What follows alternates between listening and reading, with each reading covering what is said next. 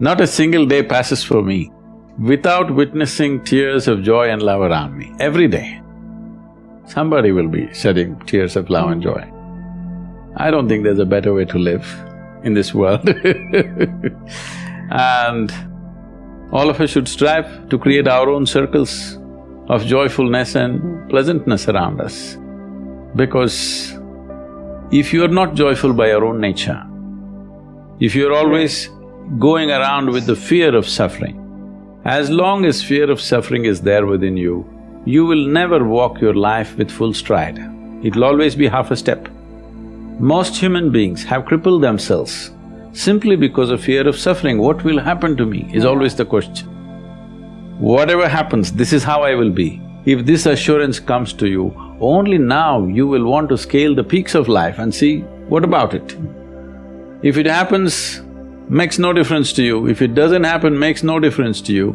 That's when you would like to really explore every dimension of life. So first and foremost thing is this, that your way of being is not determined by what's around you. If you bring this one aspect to you, there is no fear of suffering. Once there is no fear of suffering, you will traverse the breadth and length of this life without hesitation. When it comes to what you want to do, you must think clearly, it's very important. Thinking clearly means, the question is not about what will get me this, what will get me that. Is your life precious to you? All of you, I'm asking. Your life, is it precious to you? Yes. So before you invest this life into something, you must look whether today if I invest my life into this, after 25 years, will it still mean a lot to me? After 50 years, will it still mean a lot to me? At the end of my life, if I turn back and I look, will I be proud of this or will I be ashamed of what I'm doing right now? Doesn't matter what other people say. But you should not do anything that you will feel ashamed of, isn't it so? Huh? It doesn't matter, people say so many things.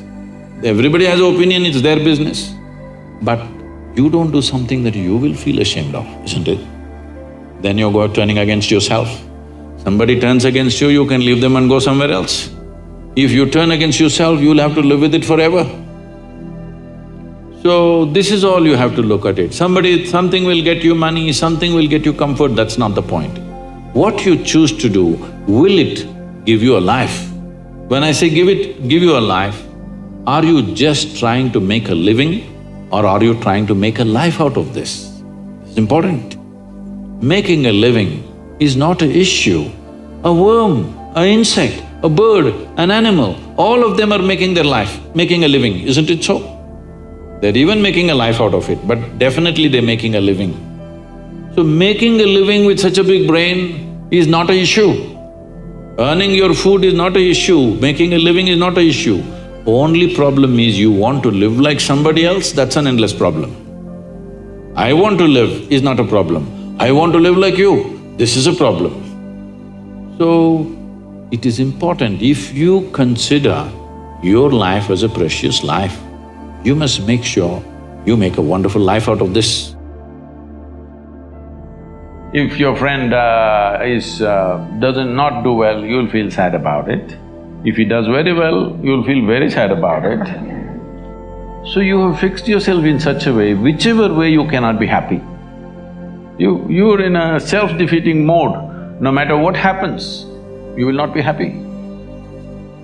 If you want to understand what I'm saying, you go and stand out on one of the main streets in Bangalore city.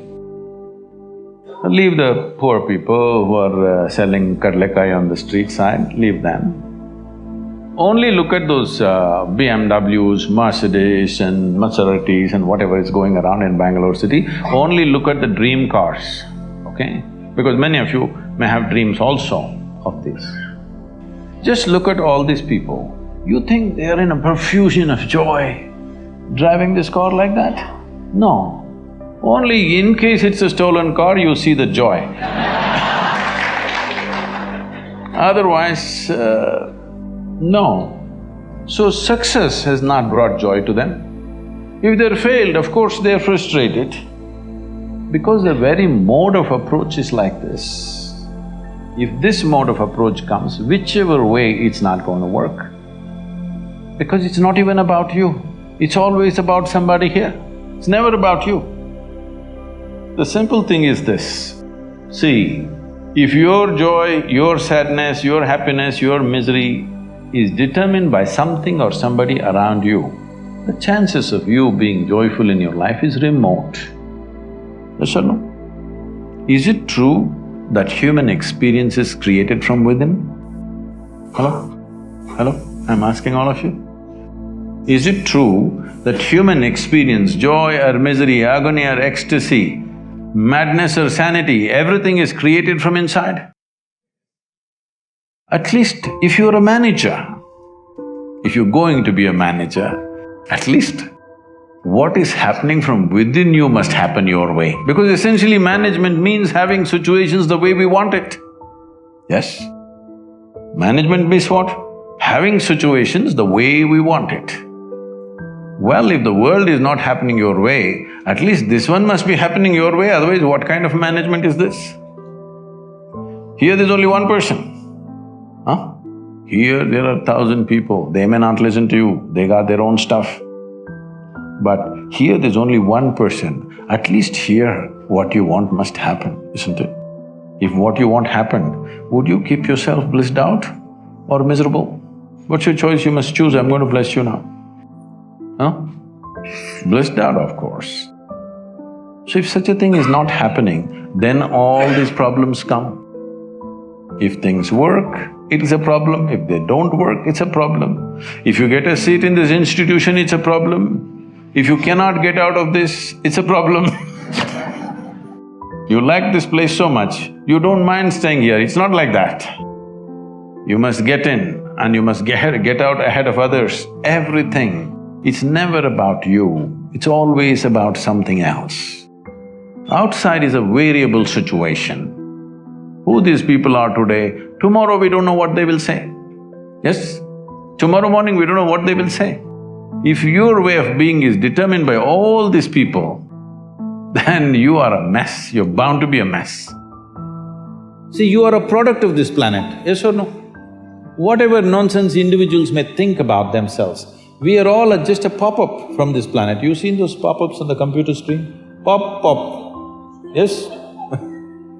You're just a pop-up, you'll be gone. You can't believe you will be gone, huh? Me? I will be gone? Yes, all the very smart people, countless number of people who walked this planet before and you and me, where the hell are they, huh? Not a sign, all became topsoil, isn't it so? Weren't they pop-ups? Aren't you a pop-up? Poop, poop. You may think you have a great life and this and that. As far as the earth is concerned, it's just recycling its soil. Just throws you up and draws you back, throws you up and draws you back. So in this little pop-up, the important thing and the most important thing is, you create sensitivity within you, such sensitivity that every dimension of life comes into your experience. Before you fall dead, is it not important? You experience this life in this fullest possible scale, yes or no? Experience means people think, we must party every day. No, same damn thing how many times you will do. There is much more for the human life to explore. You must become sensitive. When I say sensitive, because the word sensitive is used in the wrong way, in the sense, when people say, oh, she's very sensitive, we are supposed to understand, she will get hurt for just about anything. Yes? No, being sensitive to life and being ego-sensitive are two different things. Being sensitive to life means, if you walk into this hall, you experience everything that's here, you don't miss a thing. If you walk outside, you don't miss a thing, every dimension of life should come into your experience. You talked one time, I thought this was so interesting, about how every time you get a belief, it's like a conclusion, and every conclusion is a death unto itself, and it's like shutting a door on something. Yes, otherwise, see, you just see, you look at your own picture when you're 5 years of age, it's like this. Slowly it's becoming like this. What is it? You're dying in installments. The more conclusions you make, the less alive you become. This is all that's happened to people. They call this knowledge. This is not knowledge. This is just conclusions that you're drawing about everything. See, with all this scientific exploration, the fact is that even today, we do not know one single atom in its entirety. We know how to use them. We know how to use everything on this planet, but we don't know a damn thing about anything. Over 90% or 99% of an atom is empty. We don't know what that emptiness contains. Over 99% of the cosmos is empty. We don't know what that is. So, this is like I give you a 1,000,000-piece jigsaw. But you found, in your hands, you have only 3 of them. With these 3, you make a picture and you're euphoric that you made a picture. Well, I'm sorry, there are 1,000,000 pieces to this. Has anybody gathered all the pieces? No. Then don't make a picture.